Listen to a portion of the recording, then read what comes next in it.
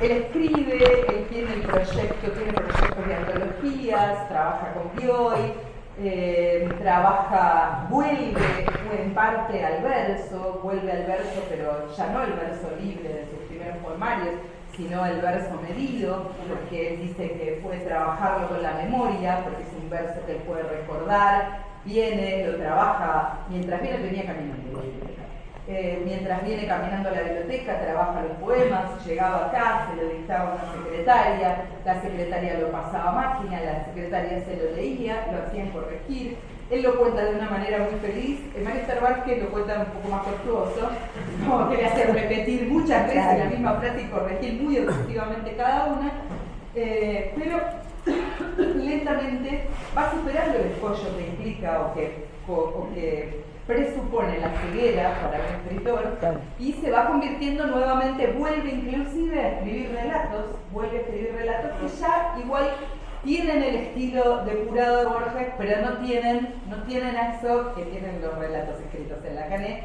Yo creo que tanto en la lectura, o se nota más la diferencia del Borges cuando lee por sí mismo y cuando le leen. Acá tenemos muchos libros leídos por amanuenses y anotados por amanuenses que le leían en la época en la que él ya había quedado ciego. La diferencia entre los libros o la forma de anotar los libros cuando él ya no lee es similar a la que se percibe en la escritura de Borges, que es una escritura que tiene el estilo, tiene el refinamiento del lenguaje, la palabra justa, la palabra cuidada, pero hay algo que le falta ya no tiene esa cosa que hasta es un poco donde se puede filtrar algo que no cierra del todo, algo que hace ruido y que queda haciendo ruido en la cabeza mucho tiempo después, que es propio del que escribe autónomamente. Ya se nota en las ficciones después, aunque tiene grandes ficciones, que no escribe autónomamente, que requiere de otro y que tiene una instancia de revisión extra más cuando está escribiendo, y eso se nota en las notas de lectura y se nota en el... Cuando Borges llega a la biblioteca, quería decir que se corta la tradición de vivir en este espacio, porque este edificio era frío, este edificio era viejo, ya tenía problemas de luz. Borges se muda con su madre, que ya era muy mayor. La vivienda del director estaba en el segundo piso y el ascensor no siempre funcionaba, como ahora, que no funciona. No siempre funcionaba. Y un poco para marcar la distancia con las gestiones anteriores, para que el personalismo del director estuviera tan ligado a la institución, desestimulan la idea de que que Borges no vive en este espacio. Pero él sí hace del despacho, del que había sido el despacho de Lusac, su lugar. Él ahí trae sus libros, se rodea de los libros de su biblioteca personal, celebra su cumpleaños con un pequeño brindis, atiende al periodismo, recibe a sus amigos, es como un espacio para él, es el lugar donde es feliz, sinceramente, es muy feliz en el espacio. Cuando se está acercando el retorno del periodismo, en el medio, vea algo importante, para fines de la década del 60 ya se empieza a hablar de sacar la biblioteca de este lugar. Tardó mucho en irse la biblioteca de este lugar, nos fuimos de acá en el 90, pero ya se empieza a hablar de sacar la biblioteca de este espacio. De sacar la biblioteca de este espacio porque, ya les digo, el espacio era insuficiente para nuestras colecciones, alquilábamos un depósito lejos para cosas que no podíamos tener. Era un lugar frío, húmedo, con problemas de humedad, a veces se llenaba de agua, a veces se llovía, muchas veces se cortaba la luz. Y además estaba el problema de la Quinta Alzagonzué. La Quinta Alzagonzué, que es donde estaba la residencia, donde muere Evita, la residencia presidencial, en una de estas casas que el Estado le había comprado a la oligarquía. La Quinta Alzagonzué, que había sido luego de la Revolución Libertadora, escenario de una gran exposición de los bienes que habían pertenecido a Perón y Eva, representaba un problema. había que demolerla porque representaba un problema, era un monumento viviente de algo que había que borrar directamente. O sea, ustedes saben que la Revolución Libertadora tiene un decreto donde se prohíbe decir Perón, peronismo, evite, o sea, es increíble. Los libros que eran de Perón vienen a parar a la Biblioteca Nacional. Y había que demolerla, y entonces se decide que en el espacio de la Quinta Alsausue se va a construir el nuevo edificio de la Biblioteca Nacional. Porque no quería hacer nada, porque no quería irse de este espacio, y creo que él fantaseaba que las construcciones eran más rápidas de lo que realmente son, porque pensaba que en algún momento le iba a tocar irse, él no quería irse de acá, y a regañadientes le hace caso a su subdirector, a José Edmundo Clemente, que vale la pena, hay que mencionarlo como algo muy importante en la vida de Borges, sobre todo en la gestión de Borges en este edificio. José Edmundo Clemente era subdirector y era el que llevaba la vida cotidiana del edificio, aunque existen muchos documentos firmados por Borges, intervenciones públicas de Borges, en donde está hablando de cosas niñas como lectores que se quejan porque no hay luz y él sale a carta del lector a defenderla, o posicionamientos muy firmes respecto al patrimonio, cuando él cuenta que vienen a requisar los libros sobre Perón o los libros de Perón, los libros escritos por Perón, y él se planta frente a los que vienen de la Revolución y le dice: no, el patrimonio no. O sea, diciendo, este es un lugar donde hay que guardar todo, no podemos divulgar la colección porque podemos no prestarlos por un tiempo, el libro hay que guardarlo.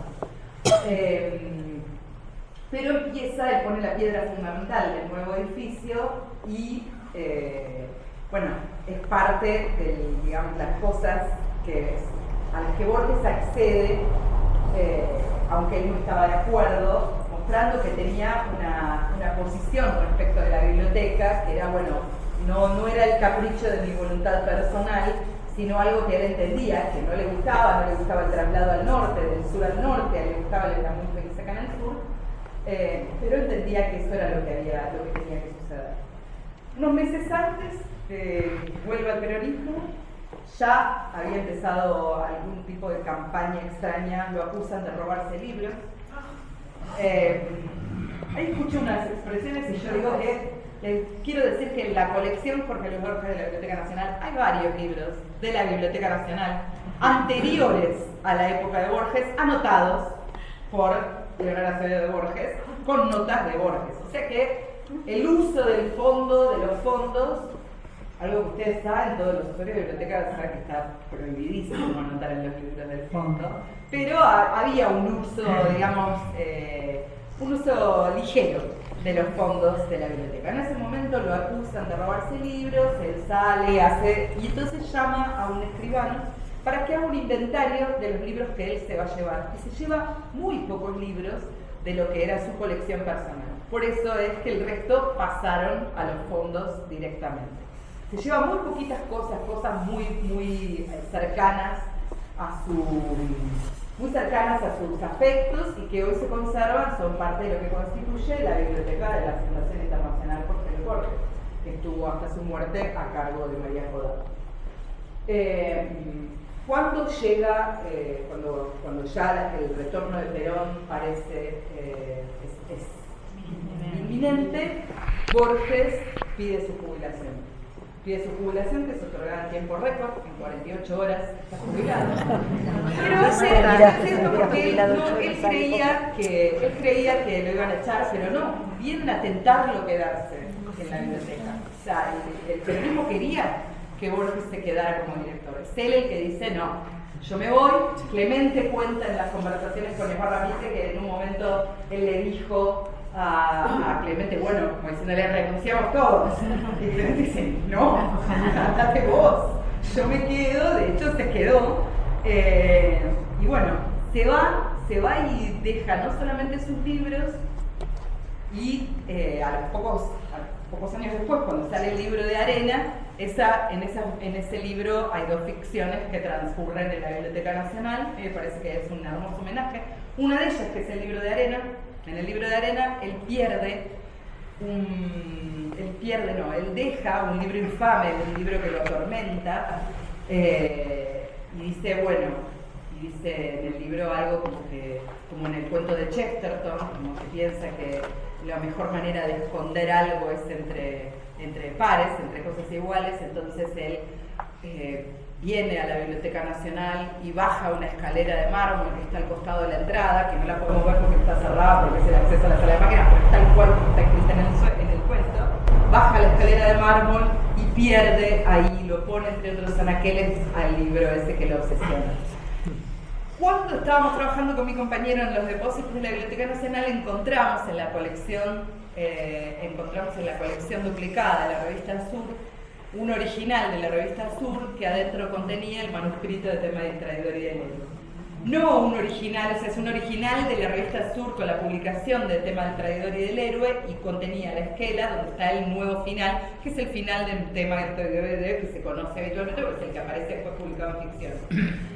Un cuento que él mismo dice que está inspirado en el cuento de Chesterton, The Sign of the Broken Sword, que es el cuento en donde, el cuento que él menciona en el libro de Arena, donde dice el mejor lugar para esconder algo es entre pares. Entonces, son como pequeños juegos. Nosotros decíamos, él dejó esto acá porque esto no es un libro, pero esto ya no lo trajo para trabajar como sus libros. Él lo dejó explícitamente entre la colección duplicado de Hemeroteca de la Biblioteca Nacional. Encontramos ese y otros 6 ejemplares más que tienen notas y correcciones, pero lo dejó un poco, solemos decir un legado, una donación secreta. Para nosotros solemos pensar que los libros que dejó en la biblioteca son parte de ese pacto con la institución. Es el lugar donde él fue feliz y en donde podía dejar aquello con lo que se rodeaba, que eran sus libros. No sé si quieren hacer alguna pregunta o quieren que vayamos. Sí. ¿A Manuel se pueden citar algunos nombres? Sí, claro, principalmente Leonora Acevedo de Borges, su madre. La mayor parte de los libros que contiene la colección están anotados, o sea, son notas de Borges en caligrafía de Leonora Acevedo. Después, bueno, Alberto Mangel, que fue director acá, lo conoció en una librería, en la librería de la ciudad donde él trabajaba, y Mangel lo acompañaba. Alifano fue su amanuense durante mucho tiempo. Estudiantes y empleados de la casa también leían para él. Recuerdo que mi primer jefe, Julio Solesi, que era jefe en este lugar, él decía que a veces en la tarde Borges llamaba para que alguien le fuera a leer. En general requería que fuera gente que tuviese algún manejo del inglés, porque las lecturas eran en inglés, o sobre todo en inglés castellano. Y todos más o menos mencionaban lo mismo, no con la madre, que si quieren hago un paréntesis sobre las lecturas con la madre, todos mencionaban más o menos lo mismo, que es que él les decía, en esa línea, fíjese si en la página tal, en tal línea no dice esto, porque él tenía totalmente memorizadas las lecturas que había hecho. Con la madre no.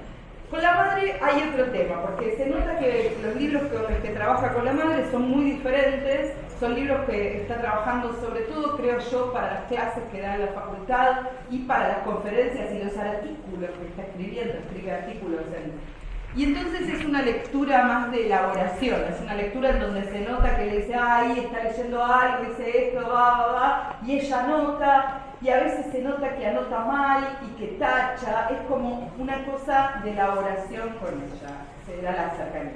La fotografía de Sara Facia y Ronald Shakespeare es las fotos icónicas de Borges en este edificio, en este escritorio.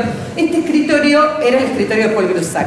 Es una copia casi muy parecida del escritorio de Clemenceau. Clemenceau era muy amigo de Groussac y cuando lo visita acá en la Argentina, Groussac ya se estaba quedando ciego y le dice, vos tenés que hacerte un escritorio como el que tengo yo. Un escritorio semicircular donde podés desplegar todos tus libros y los vas a tener siempre a mano. Y Groussac encarga a una casa francesa un escritorio y se lo traen, y es este. Es el escritorio que él usaba cuando Borges asume la dirección. Este escritorio estaba en el despacho de Groussac, pero ya tenía un carácter de monumento, un carácter museográfico.